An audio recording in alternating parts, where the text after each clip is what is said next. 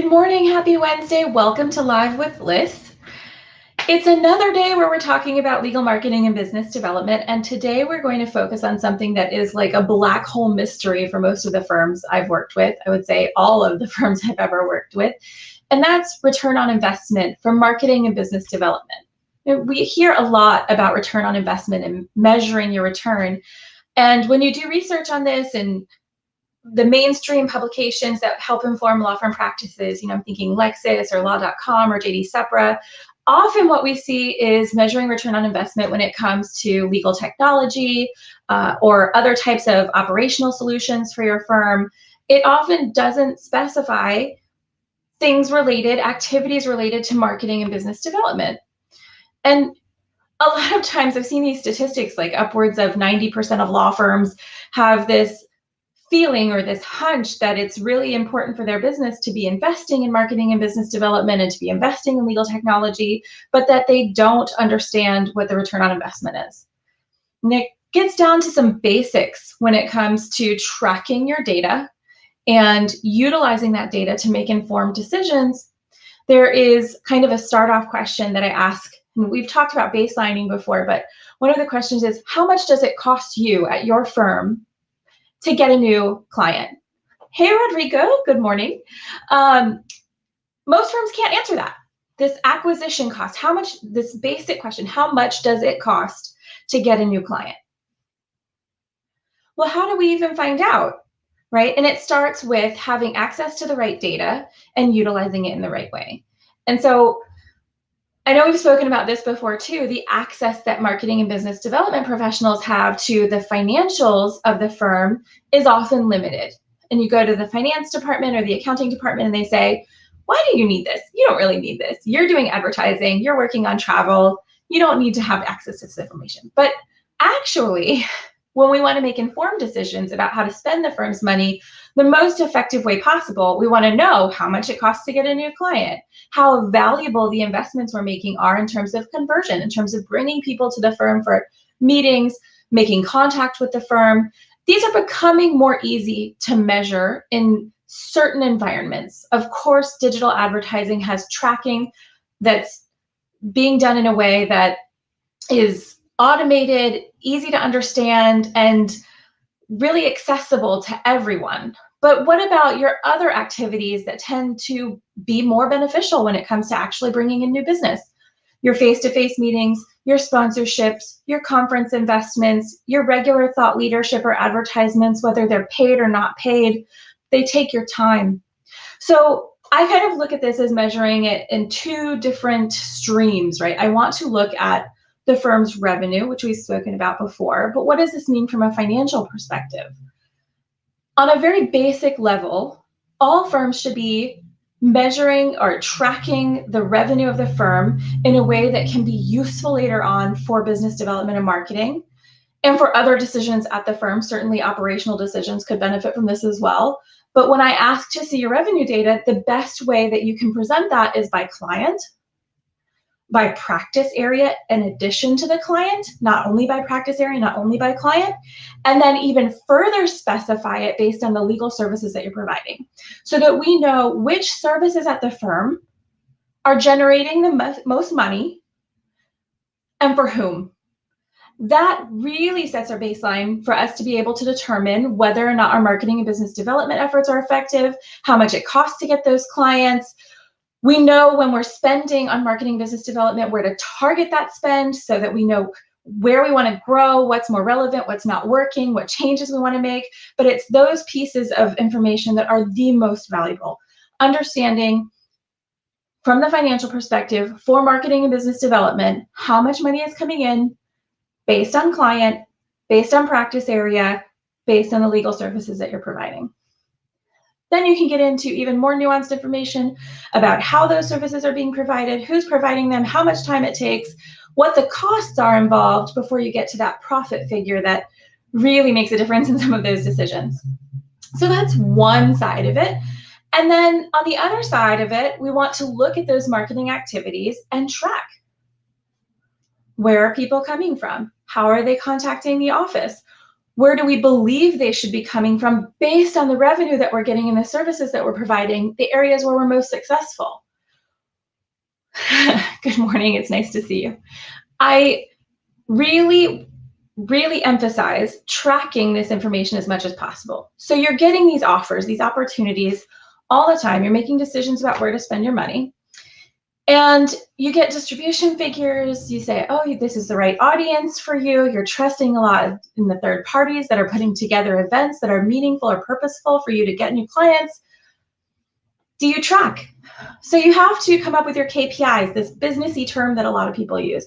Now, this takes me back to my in-house days where I first really understood a company's use of data versus how law firms use it later. My eyes were just wide open, and it's kind of surprising how much is invested in for your clients to understand where people are spending money, how customers come through the door, what their spending habits look like. They use geographical data. They use all sorts of financials that are public and privately collated that can really inform their business operations. And the law firms often see it. They audit it for due diligence. They're part of it. But then the law firms don't do it for themselves. It's really surprising when you get to the law firm side to see the absence of some of the basics that you can do. Now, not everything is going to have a hard number on it. You're not going to be able to track the success of every single thing you do. This is especially true for things like name recognition or visibility.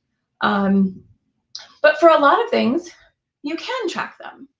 When it comes to having maybe even a custom URL that has a tracker, a pixel for social media, or something that lets you measure traffic. How much traffic are you getting to your website? How many times are people contacting you based on advertising that's out there in the public? Very, very simple ways of getting data and analyzing it for marketing and business development. Do you go back then and compare that to the revenue data based on the segmentation that we already discussed?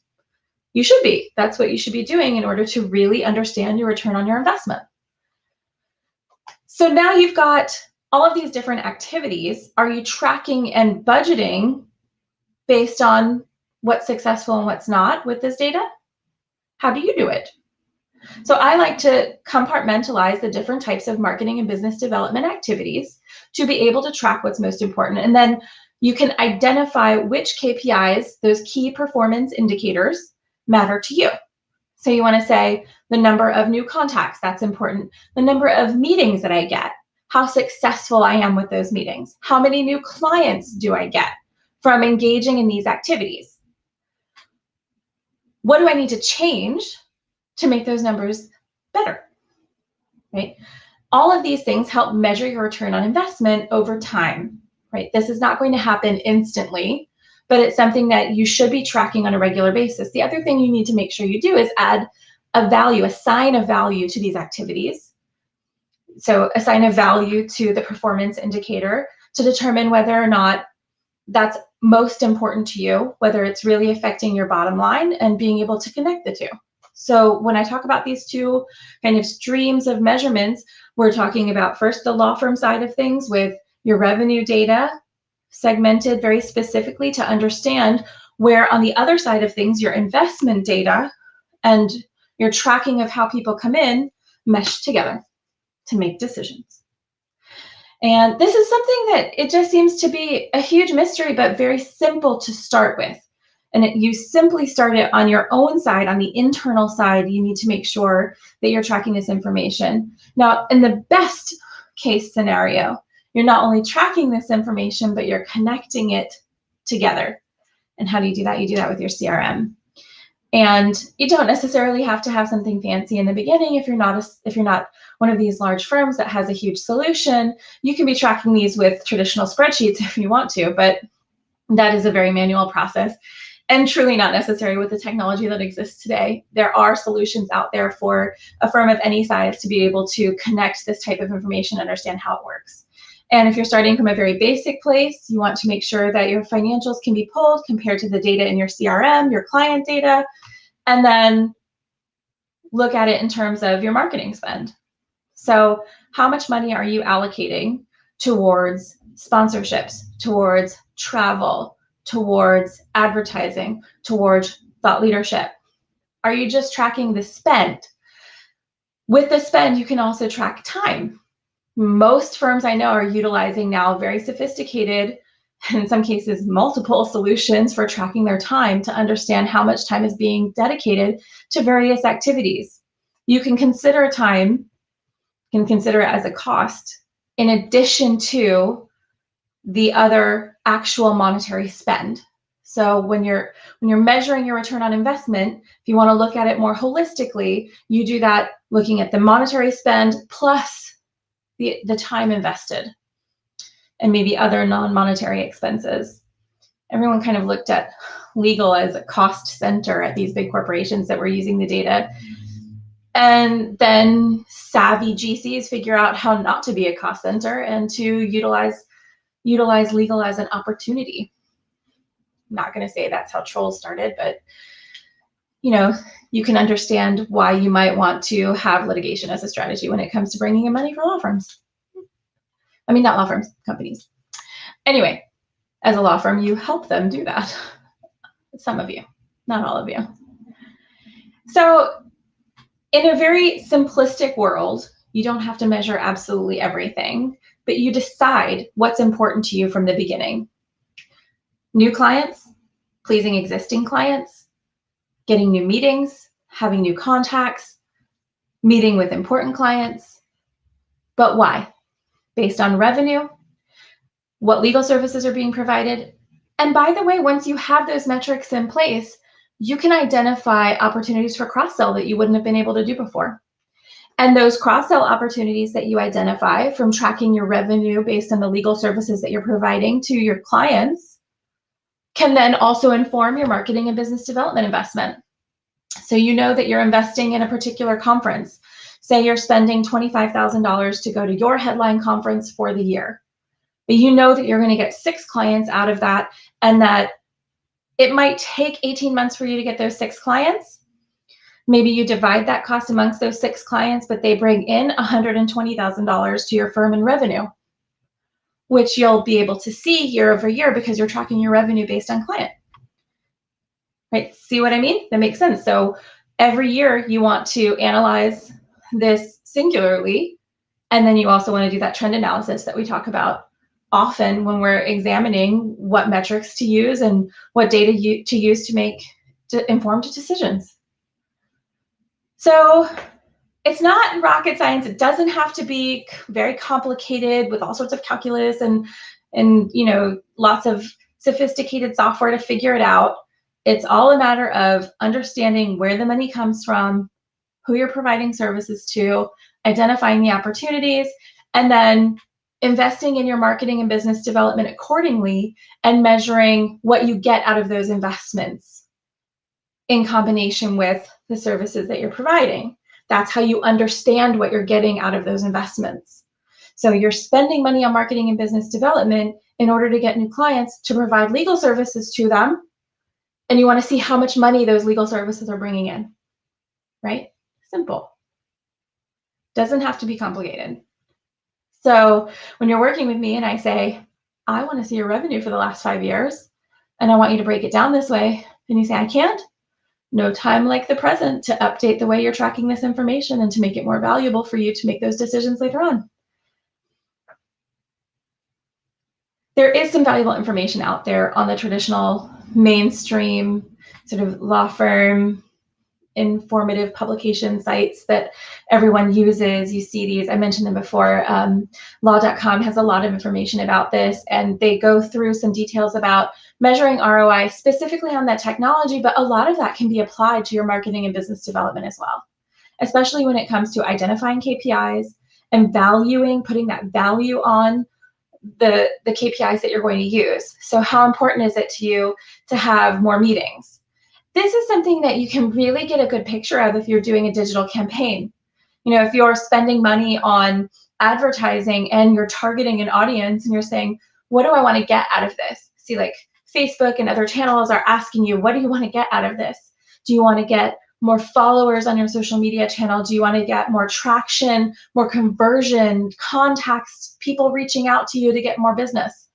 So you get to choose what your goal is, and then you get to assign your value to it. It's really quite brilliant and effective, so that you're not just guessing and it's not just a hunch. Now, most of you probably, if you're a partner at a firm and have been doing this for a long time, you probably have some pretty good guesses, and oftentimes you're not going to be too far off from what the reality is that you can verify with the numbers. But I guarantee you that if you're not tracking the numbers and you start to, you will absolutely learn something and make more informed decisions and be more successful, and not just have to base it on your hunch. So with that, I'll stop talking so much and let you enjoy the rest of your Wednesday. And I will see you next week on Live with Liz. If you have any questions, as always, you can always send an email to solutions@firmforward.com or direct message me, and we'll do our best to answer everyone. We can't get to all questions every week, but we try. So take care, everyone, and see you next time.